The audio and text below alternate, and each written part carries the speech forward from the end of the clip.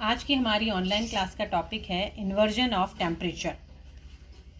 Troposphere में सामान्य रूप से ऊंचाई के साथ साथ टेम्परेचर का घटना या लॉस होना पाया जाता है, लेकिन कभी कभी किसी विशेष परिस्थिति में ऊंचाई पर भी टेम्परेचर बढ़ा हुआ नजर आता है।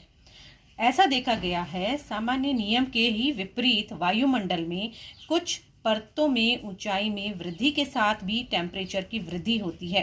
इस प्रकार टेम्परेचर का वर्टिकल ग्रेडियंट इन्वर्ज हो जाता है। ऐसी परिस्थिति में अब तापीय दशा जो नॉर्मल कंडीशन में वार्म एयर या उष्ण परतें वायु नीचे रहती है और कोल्ड ऊपर, लेकिन इसके इन्वर्स कंडीशन के अंदर, विपरीत कंडीशन के अंदर कोल्ड एयर या शीत वायु नीचे सरफेस के पास और वार्म एयर या उष्ण वायु ऊपर पाई जाती है।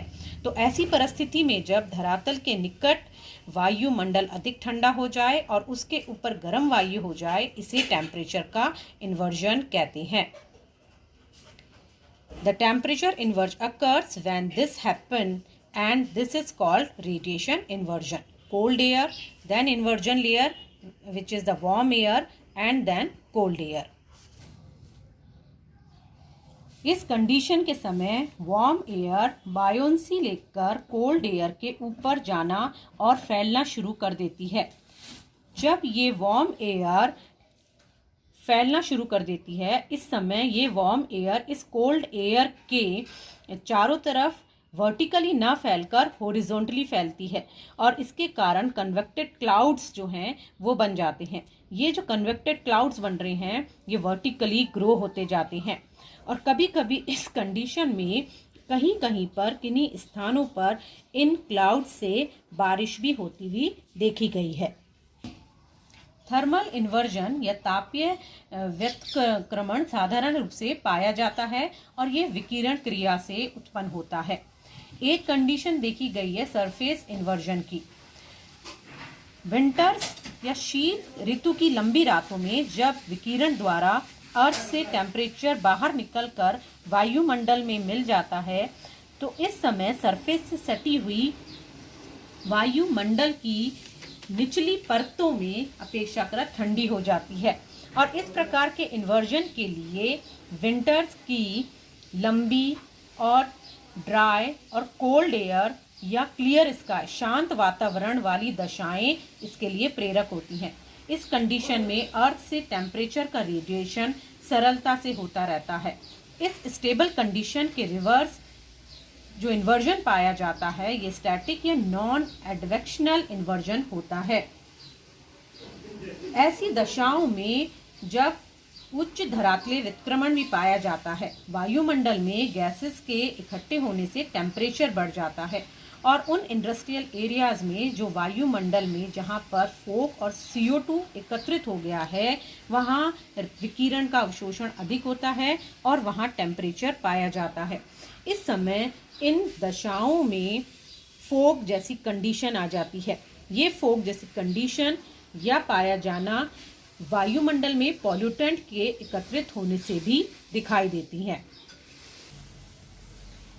Next is the advectional inversion. Advectional inversion, it is also called dynamic inversion because it is always caused due to the movement of air. वायु के प्रवाह के कारण होता है। इस समय ये दशाएं उत्पन्न होती हैं। कैलिफोर्निया कोस्ट के अंदर ये देखा गया है कि ठंडी वायु सघन होती है, डेंस होती है और नीचे बैठ जाती है, नीचे आ जाती है और हल्की वायु, गर्म वायु जो है वो ऊपर उठती है। साइक्लोन के समय ये दशा पाई जाती है जिसके कारण इन जगहों पर तापीय व्यतिक्रमण की दशा देखी गई है। पर्वतीय क्षेत्रों के अंदर भी इन्वर्जन देखने को मिलता है। इस समय ठंडी वायु डेंस होने के कारण ढालों से नीचे उतरकर घाटियों में इकट्ठी हो जाती हैं और घाटी में स्थित गर्म हल्की वायु ऊपर उठा देती है। इस प्रकार से घाटियों के सहारे उतरती हुई हवाएं एक एयर ड्रेनेज का निर्माण करती है। घाटी के निचले भाग में ठंडी और आधे में गर्म एयर स्थित होती है। तो पर्वतीय भागों में इस प्रकार का इन्वर्जन डेली उत्पन्न होता है। Next is the subsidence inversion.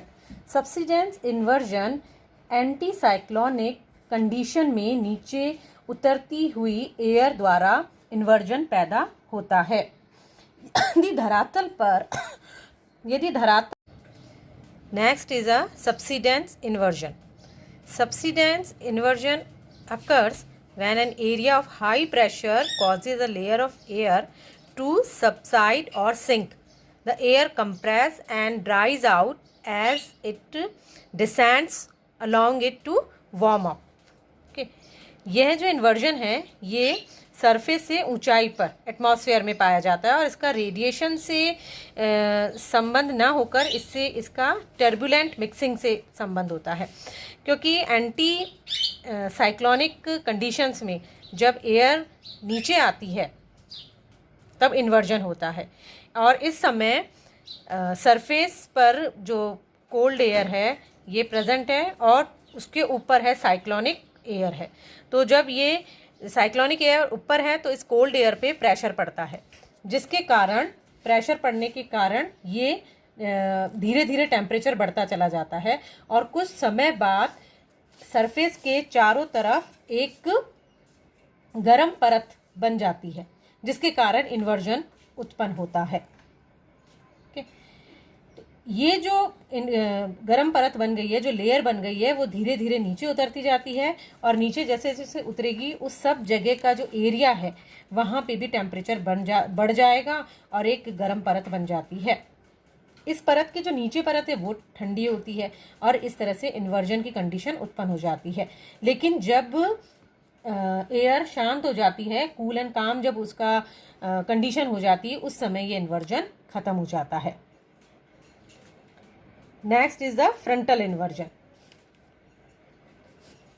Frontal inversion happen when a mass of cold air collides with warm air and undercut it. इस इन्वर्जन में ये जब दशाएं जो उत्पन्न हो रही हैं, जो कंडीशन हो रही है, तब इसमें क्या हो रहा है, वार्म एंड कोल्ड एयर दोनों एयर जो हैं वो आपस में मिल रही हैं, मिक्सचर हो रही हैं। ऐसी जगह जहाँ पे मिक्सचर हो रही है वो ट्रांजिशन बेल्ट कहा जाएगा। अब ये मिक्सचर तो होती हैं लेकिन एक स्लोप बाउंड्री इनके अंदर पाई जा रही है। ये स्लोप बाउंड्री के दोनों तरफ, एक तरफ तो वार्म एयर हो गई है और एक तरफ कोल्ड एयर हो गई है। तो ये जो वार्म एयर ऊपर की तरफ जाती है, ऊपर जाके कंडेंस हो जाती है और कंडेंस होके चेंज हो जाती है क्लाउड्स में, क्लाउड्स बन जाती है। क्लाउड्स बनने के बाद यहाँ पर कुछ कुछ जगहों पर बारिश होने लगती है, हल्की बारिश, जिससे कि हम ड्रिजल, रेन या स्नो कहते हैं। Next is a causes affecting inversion of temperature. कौन कौन से कारण हैं जो इन्वर्जन को प्रभावित करते हैं? लॉन्ग विंटर नाइट, विंटर के समय जो नाइट है वो लंबी होती है, रातें लंबी होती हैं, जिससे अर्थ जिस समय इंसुलेशन को जो ग्रहण करे, जो रेडिएशन को लेती है और उसको रात के समय बाहर निकालती है इस रेडिएशन को, जिससे कि ऊपर वाली जो इसकी सरफेस है वो तो ठंडी हो जाती है और इसके ऊपर जो टेम्परेचर है वो वार्म रहती है और जिसके कारण टेम्परेचर बाहर नहीं निकल पाता है, इन्वर्जन बना रहता है। क्लियर स्काई होने पर रेडिएशन सरलता से होता है, क्योंकि अगर बादल होंगे तब रेडिएशन में बैरियर बनते हैं और जो अर्थ से निकला हुआ टेम्परेचर है वो एटमॉस्फेयर की लोअर लेयर पे ही रह जाता है। तो इस प्रकार से इन्वर्जन की कंडीशन होगी तो बादल की उपस्थिति होगी और दिन में के समय अर्थ टेम्परेचर के कारण अधिक गर्म हो जाती है और बादल होने पर गर्म हो जाती है, लेकिन बादल होने पर जो सरफेस है वो ठंडी रहती है। और रात के समय जब बादल नहीं होते हैं तब अर्थ का टेम्परेचर रेडिएशन हो जाता है और ठंडे धरातल जो है उसके कांटेक्ट में आने से एटमॉस्फेयर की जो लोअर लेयर है वो भी ठंडी हो जाती है, जबकि ऊपर वाले गर्म ही परत रहती है। Cold and the third is cold and dry air. Moist air में टेम्परेचर का एब्जॉर्प्शन यानी अवशोषण की क्षमता ज़्यादा होती है, तो सरफेस के अगर धरातल के निकट ठंडी और ड्राई एयर रहती है तो वो रेडिएशन को सोख नहीं सकेगी। काम एयर, शांत वायु के समय। इन्वर्जन के लिए एटमॉस्फेयर का शांत और स्थिर रहना आवश्यक होता है, क्योंकि अगर विंड चलती रहेगी, विंड का एयर का फ्लो रहेगा तो वो मिक्स कर देता है, और मिक्स कर देगा तो जो अर्थ है, वो जो सरफेस है वो गर्म हो जाएगी। Snow curved surface, snow temperature का बैड कंडक्टर है, ये इंसोलेशन को रिफ्लेक्ट करता है, तो धरातल गर्म ही नहीं हो पाता है, और अर्थ के अंदर का जो टेम्परेचर है वो बाहर नहीं निकल पाता। तो स्नो कवर्ड सरफेस के ऊपर वायु ठंडी रहती है, और ऊंचाई पर इन्वर्जन के लिए आवश्यक जो गर्म वायु है वो प्रेजेंट रहती है। Next is the consequences of inversion. Inversion के क्या प्रभाव पड़ सकते हैं? टेम्परेचर इन्वर्जन एक बहुत इंपॉर्टेंट प्रोसेस है, फिजिकल इंपॉर्टेंट प्रोसेस है। इसकी इकोनॉमिक, क्लाइमेट दोनों ही एस्पेक्ट, ये दोनों इसके महत्वपूर्ण होते हैं, इंपॉर्टेंट है। क्यों? क्योंकि दोनों एयर, हम कह रहे हैं वार्म एंड कोल्ड एयर के मिलने से जो उत्पन्न हो रहा है उसे हम कहेंगे फोग। सबसे पहले फोग उत्पन्न होता है, फॉग बनने लग जाता है। फॉग, अब एयर, वार्म एयर ऊपर जा रही है तो वहाँ से कंडेंसेशन होता है, तो क्लाउड का फॉर्मेशन होने लग जाता है। ये जो क्लाउड का जो फॉर्मेशन हो रहा है, ये ऐसा क्लाउड्स हैं जिनमें की ज़्यादा बारिश नहीं हो पाती, जो वर्षा नहीं करती हैं, क्लाउड्स जो बनते हैं, ठीक है। जिससे क्या होगा? ह्यूमिडिटी प्रेजेंट रहेगी। ह्यूमिडिटी प्रेजेंट रहेगी तो जो टेम्परेचर है वो कम हो जाएगा, जिससे कि फ्रॉस्ट, पाला पड़ने की संभावना रहती है। पाला पड़ने की संभावना रहेगी, फॉग की कंडीशन रहेगी, तो फ्लाइट पे प्रभाव पड़ता है इसका, जो उड़ाने हैं वो उस पर प्रभाव पड़ेगा, ठीक है, क्योंकि इनसे कठिनाई होगी। इसके साथ जो ओशंस हैं वहाँ पर भी कठिनाई होती है, ओशंस में जो जहाज़ वगैरह जाते हैं।